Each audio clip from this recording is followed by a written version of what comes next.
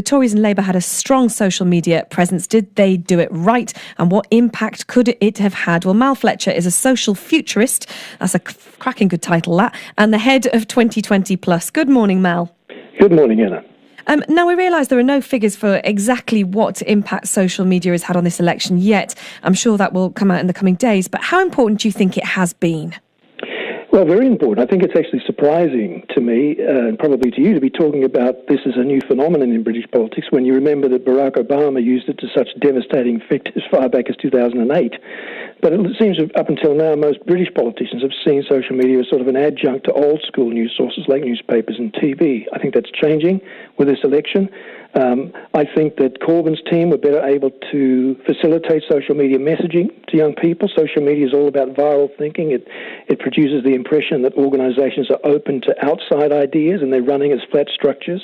And once that sort of idea is embedded in the minds of a voter, especially young voters, the sense of ownership produces this almost evangelical fervour. And let's face it, no message spreads faster than the message that's got personal conviction attached.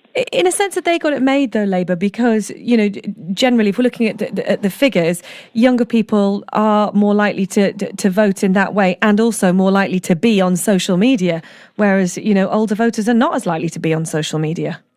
Yeah, it's possibly true, but I don't think there's anything inherent in either of the messages that is necessarily more attractive to one demographic than another.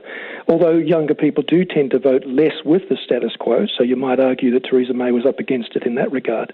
It is also true, though, that there are aspects of what could be seen as a positive side of a Conservative message that could have been presented better.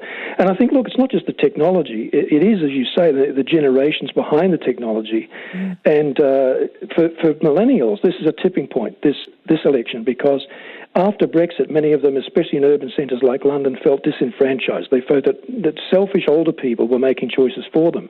But at the same time, there were politically engaged millennials who said, hang on a minute, my peers are actually not voting in these elections. So I'm committing myself to getting my peers more involved through social media. And we saw the fruit of that yesterday.